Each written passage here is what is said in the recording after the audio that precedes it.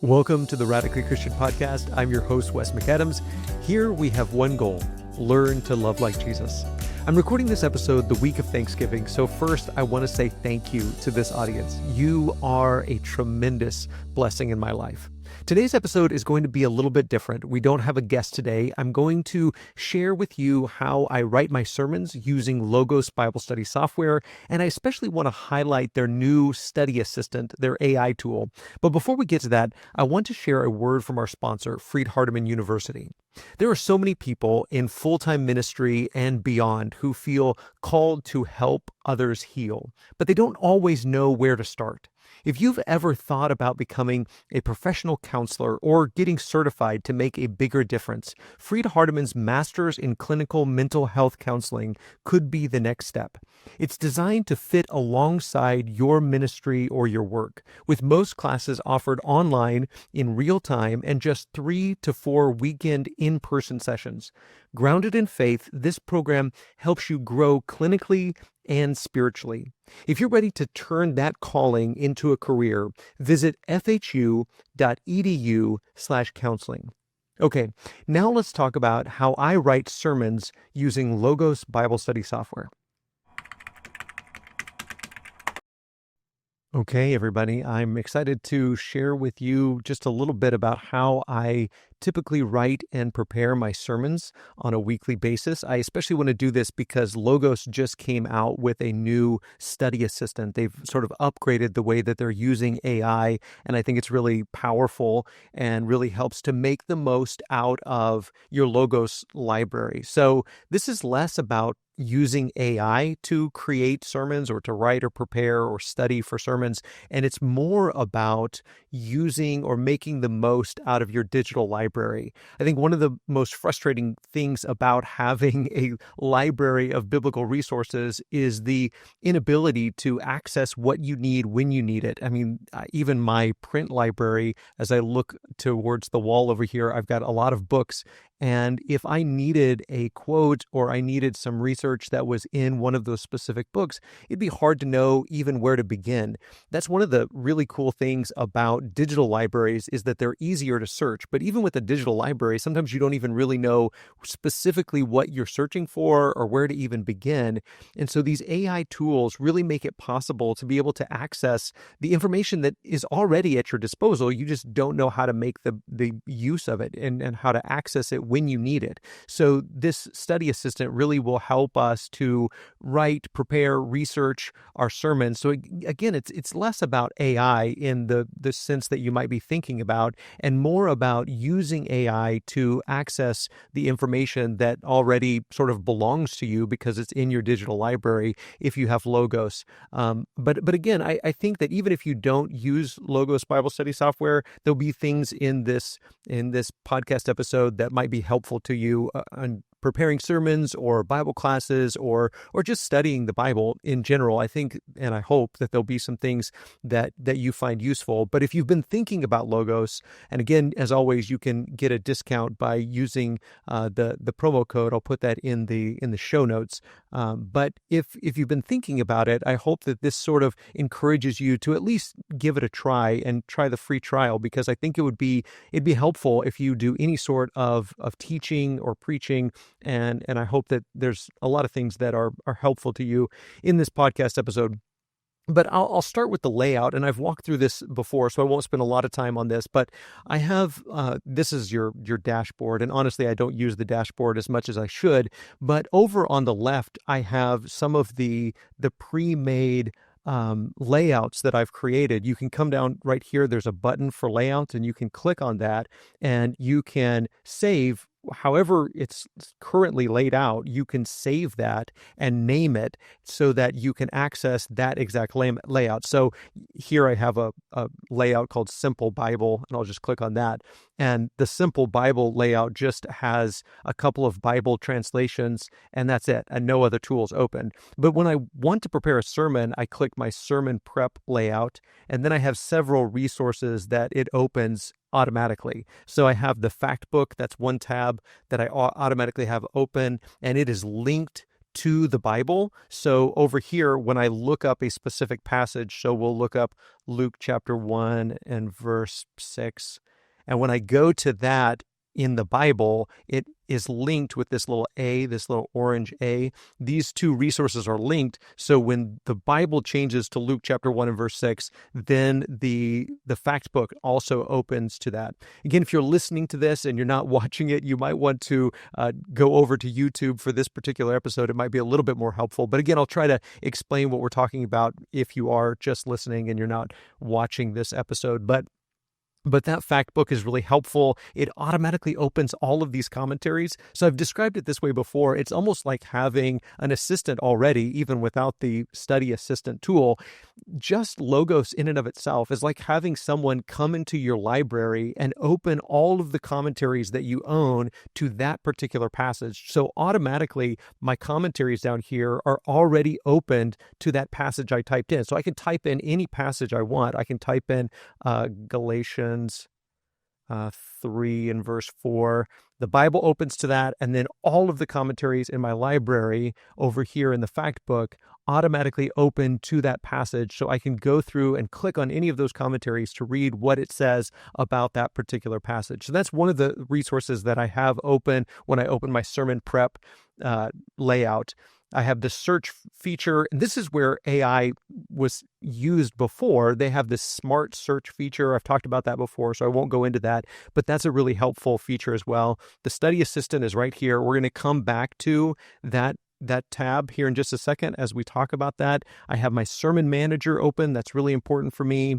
I have a couple of different translations. I have the ESV open, the NET translation open. That's really helpful because they have great footnotes in the NET, and so I like to have that one open automatically. A couple of other translations open as well as this exegetical guide. It's really helpful for looking at the original language and going straight to the BDAG in the Greek. That's really helpful.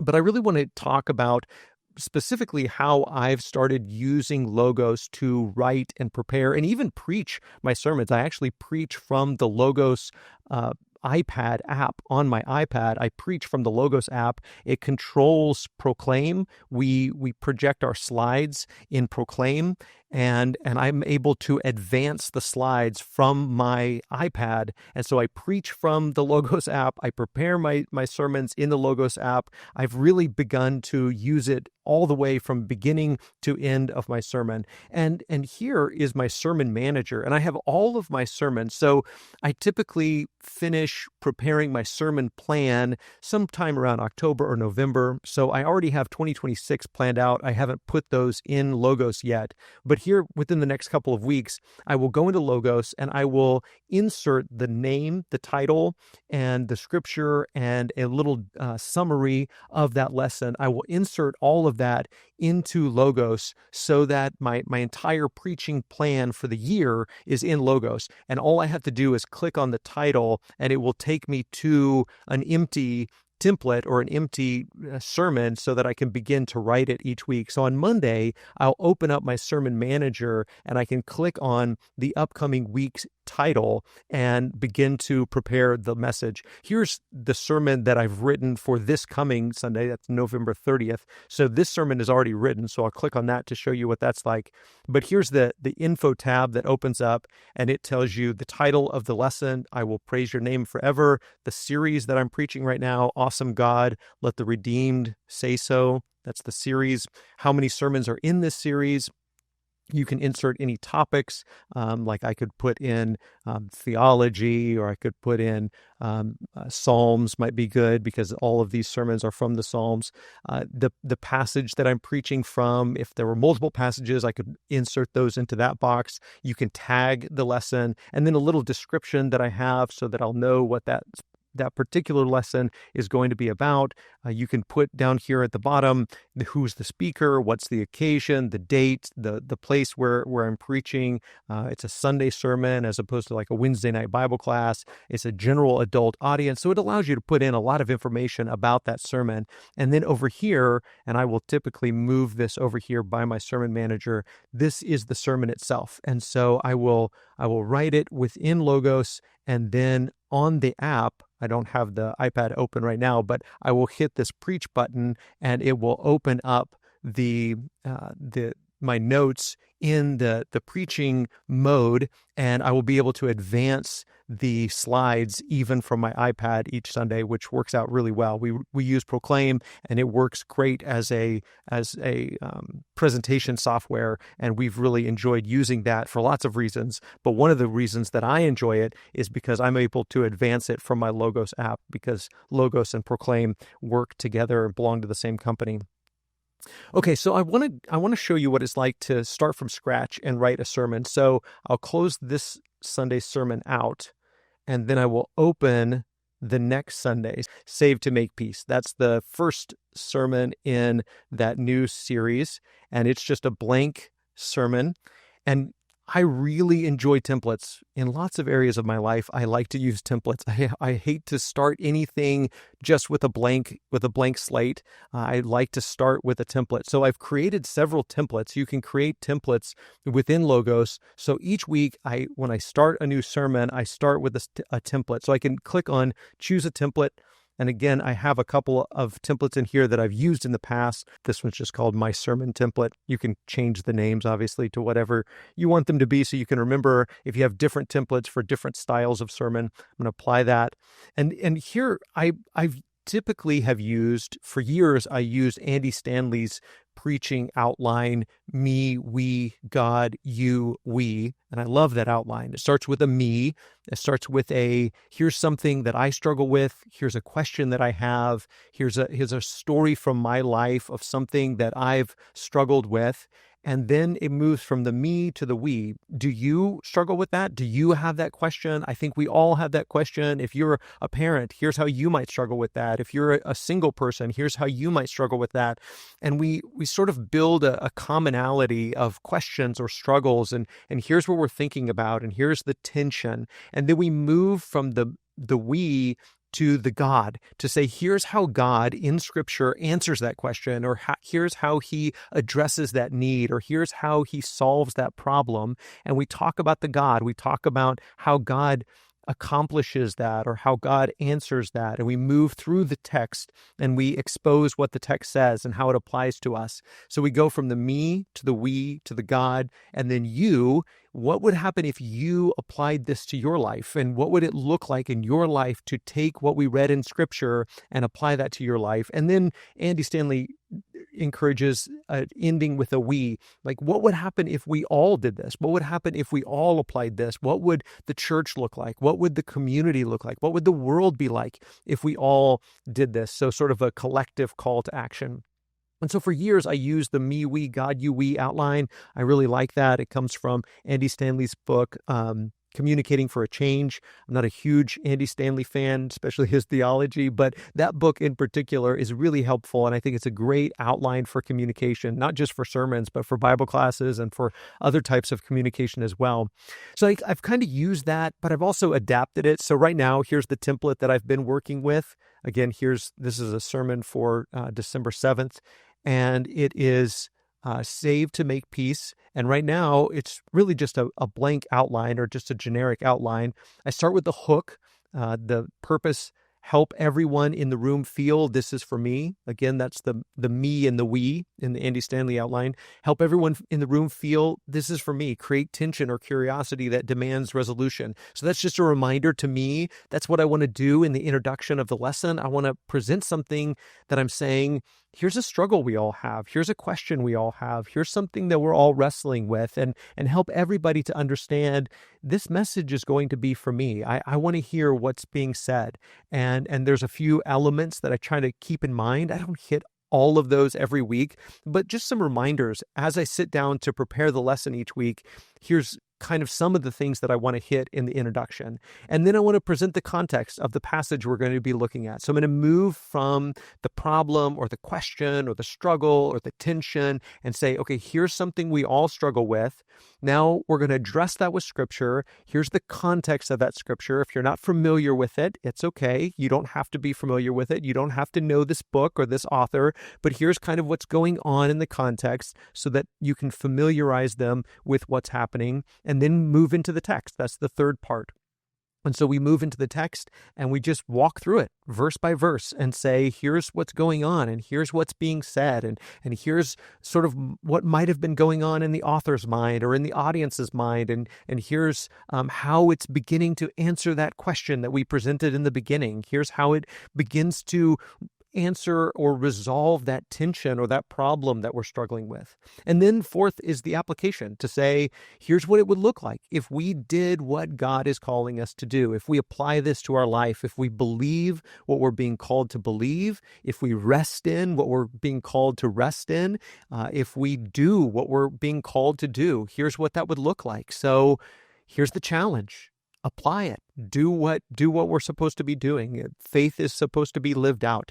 And then invite people to do that, not just as individuals, but again, as a collective, as a community. Here's the invitation to go out, not just as we stand and sing, but throughout the week, on Monday and Tuesday and Wednesday and Thursday and Friday, the Lord is inviting us to apply this to our life and to do what we're being called to do and be who we're being called to be who we're saved to be. So that's sort of the, just again, broad overview, general way. This is the way I try to start every sermon. I want to make sure that people know this is for them.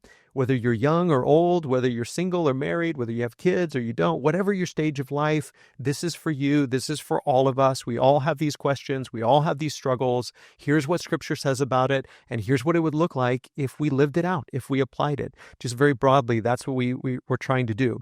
But when I really write the message itself, I don't want to start with the introduction. I don't want to start with me. I don't want to start with them. I want to start with the Lord. What does the Lord say? What does the Scripture say? So I want to go in here and I want to put the Scripture, whatever the Scripture is, I want to put that in the text section and really start with that.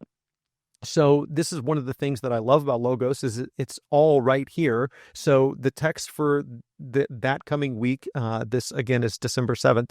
It's James chapter 3, verses 13 through 18. And so I can just insert it there, and I can insert it this way. Here's how I do it. There's probably a million different ways to do it. I probably don't do it the best possible way. If somebody from Logos is watching this, they can tell me better ways to do this, I'm sure. But I'll put the whole text there, and then I'll sort of walk through. I'll open it over here in this tab as well, James 3, verse 13. Okay, so here's the text. Here's what I'm going to be working with. And I want to figure out, how do I want to break it down? What verses do I want to talk about one at a time? Do I want to talk about these two together as one block, or do I want to break them up, each verse? And so let's say I'm going to break this one up a little bit. So I'm going to break that into a different section. One of the things I want to do, because I'm using Logos not just to write my sermon, but also to prepare my slides, because I'm going to use it to advance my slides later on, I want to come over here and edit this slide on the side. It took me a long time to figure out how to use Logos, because honestly, I'm not a huge fan of their slides and how it automatically build slides. And so the only thing I really want to do in Logos with the slides is I want to make it so that I can tell from the thumbnail of the slide what slide I'm looking at. Because when I advance it from my iPad, that's really all I can see is just this tiny little thumbnail. So I want to make the Scripture reference huge, as big as I can. So I'm going to make that 200 font. And I know that looks ridiculous. It's not going to look that way to the audience, but the thumbnail will look that way to me so that I can tell that's what it is when I'm trying to advance it. So I'm going to update that media. And then I'm going to say, apply this style to passage slides. I want all of my passage slides to have that huge Scripture reference right there. And so when I make a new Scripture slide, so I'm going to delete that, and then I'm going to say James chapter 3 and verse 14. Got to hold down the, hold down the command. And see when I put James 3:14, now this Scripture slide also has that huge reference. I'm going to change this to make it just 13. And so now when I'm looking at the thumbnails on my iPad, when I'm preaching the sermon, I will be able to see that that's James chapter 3 and verse 13, that's chapter 3 and verse 14, and I'll be able to advance it. So I want to make sure that each of the slide thumbnails have a text that's big enough that I can see, or sometimes I'll change the background. I can come in here and I can hit edit again, and I could say, you say find media, and then click on like this background here. I'll make it red. That way, update media. And now I can tell that that's the right slide because it has a different color background. So again, I'm just trying to make the thumbnail stand out to me while I'm preaching so that I can tell what it is, so that I can advance it to the next slide. Because on the Logos Bible, or on the Logos preaching mode, it has the slides in very small thumbnails. So that's one of the things I'm going to do. But I'm going to use all of these resources as I'm going through. I'm going to use all of these resources, obviously, to help me prepare the sermon. And what I really want to focus on today is this study assistant. I'm going to use the exegetical guide. I'm going to use all of the commentaries at my disposal. But one of the really cool things, and this just came out, this is a brand new feature from Logos. But one of the things, I'm going to resize this window just a little bit. One of the new features they have is this study assistant, and how it differs from the old search feature, because on this search feature, you could do this smart search, and you could say, let's see, what was Paul's thorn in the flesh? Okay, so this is the old smart search feature that Logos had, and it's very helpful. It's incredibly helpful. So it's going to use AI. That's the smart aspect of it. It's going to use the artificial intelligence within the program to search all of the books at my disposal. Right here it says your books. So it's just searching my books, and it's going to give me a little synopsis to my question. So I asked, what was Paul's thorn in the flesh? And it replied, Paul mentions a thorn in the flesh in 2 Corinthians 12 and verse 7, describing it as, quote, a messenger of Satan intended to torment him. While many suggestions have been made about its nature, including spiritual harassment, persecution, physical or mental ailments, or church-related challenges, there is insufficient data to definitively determine what it was. Most modern interpreters lean towards it being a physical ailment. And then you'll see that it gives these little references. It gives the little citations here. And so I can click on those and I can open it directly into that resource within my library. This one is linked to a resource that I haven't downloaded yet, so I could download that resource and then read that. But all of these resources that it cites down here in the footnotes will be resources that are in my library. So again, even this search feature is really helpful, because if I'm studying for a sermon and I want to talk about, who was James, who wrote the book of James? Okay, I know the answer to that question, obviously, but if I'm asking a question like that, it's going to not only give me sort of a synopsis of an answer, but it's also going to give me citations to books in my library where I can go and get the research that I'm looking for. So it's going to search my library for everything that it can find about who wrote the book of James. And then it's going to give me those resources. I'll be able to click on those and read those quotations in context. It's struggling to answer that question for some reason, so it's taking quite a bit of time. So while it thinks about that, I'm going to click over on Study Assistant. Now, one of the cool things about this is it's very similar to the search feature, but now it allows you to chat back and forth with the answers with your books. It's almost like going into your library and having a conversation with all of the books that you have at your disposal, not just looking for one particular answer, but going back and forth with those books to say, okay, well, what about this? And what about that? Similar to the way you would with ChatGPT or with any of the large language models that you might have used outside of Logos. But those are drawing from a lot of information. In fact, a lot of times they're drawing from all of the data that they have at their disposal, which is everything on the internet. And so it's drawing from a lot of information, some good, some bad, some valuable, some not very valuable. And so it's drawing from information that may or may not be accurate. It may or may not be what I want to use for answering my question. In this case, I'm really just looking at the information that's within Logos. Now, down here at the bottom, you can select all books or just your books, but I wanted to keep it selected all books, and that way it's searching everything within Logos. Even the books that I don't have, I'm still able to sort of have a conversation with all the books that Logos has at its disposal, even if I don't have those specific books in my library. So I'm using this large language model, I assume that's the right way to talk about it. I'm using this artificial intelligence that's drawing from all of these Logos resources, and I'm able to chat with those books as I do the research for my lesson. So I can ask a really broad question or a really specific question. I could say, how does Jesus bring us peace? That's what the new series is all about, is about how Jesus brings peace and how peace is the point of everything that Jesus has done to bring us peace with God and peace with each other. And so I could ask a really broad general question like that. How does Jesus bring us peace?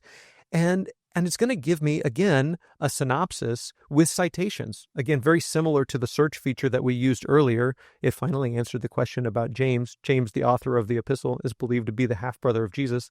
Give us those references so that we can go to those books and look it up. But I want to look at this study assistant. I asked, how does Jesus bring us peace? Jesus brings us peace through a profound, multifaceted approach that transforms our relationship with God and addresses our deepest anxieties. He declares, peace I leave with you, my peace I give to you. I do not give to you as the world gives. Do not let your hearts be troubled and do not be afraid. Okay, so I'm not going to use the AI synopsis in my sermon. I'm probably not ever going to quote that. But what I will do is I will say, okay, now where is it drawing this information from? And so this first citation that they have is from this commentary, and I click on it, and unfortunately, this one is not in my library. But if I am looking to expand my library, then I can purchase that commentary, or in this case, it's an encyclopedia, New International Encyclopedia of Bible Words. And if I want to add that to my library, I can click on Buy Now, or I can continue to read and see what is it drawing from that is in my library. The second reference is to a book that is in my library. We can click on Info. It'll tell me what book it is. It's again a Bible dictionary, and I hit Done, and it has highlighted where it's drawing that from. Jesus achieved messianic peace by means of his death on the cross, which reconciled people to God and to one another, giving me some scripture references. Okay, so it's drawing from this dictionary. If I click on number 3, again, this is drawing from a book that's not in my library. It's drawing from a commentary that's not in my library. So if I get sort of frustrated with that, well, I want some resources that are in my library. This isn't very helpful to me if these books aren't in my library. I can just go down and click on Your Books, and then I can ask that same question, just drawing from the books that I have in my library. So I'm going to ask the same question again, how does Jesus bring us peace? And it's just going to search my books. And so all of the citations and the references will be to books that are in my library rather than everything that's in Logos's library. And so hopefully it's going to give me more than just this dictionary. Yeah, it gives me three different resources that I can draw from. The first one was the one we looked at earlier, that dictionary. There's a second one. This is from the Handbook of Bible Promises. And then it's going to give me this third one, which is a book on the sermons of John Piper. So it's going to draw from a lot of different places. But let's say that didn't quite clear up what I was talking about. And I say, what about the word shalom? How does the New Testament teaching on shalom tie to the Hebrew concept? I can continue to chat with the search results, and it's going to continue to look through my library and give me different resources that I can click on and hopefully find some more information for my sermon. And so here, number 3, there's David Gillette, Shalom Content for a Slogan. I'm not sure what that means, but we're going to click on it. And again, this is a resource that I have in my library, but it's one that I haven't downloaded yet, but I can download that and I can read and study.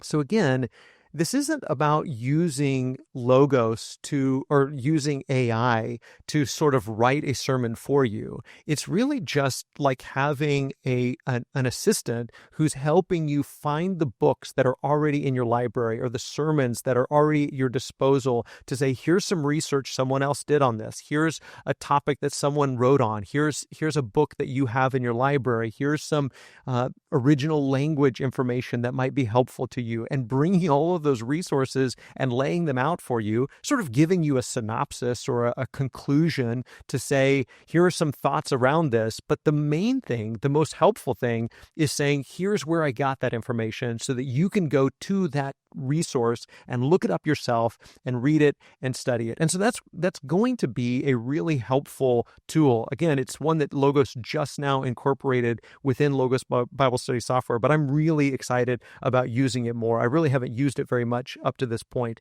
But again, that's the way that I write my sermons, and it actually helps me to prepare my slides as well. And when I'm done writing the sermon, again, this one is just barely getting started. Let me open up last week's or this coming week's sermon so that you can see the way that I export that to Proclaim. If you're interested in using Proclaim as well, again, we find that really helpful here.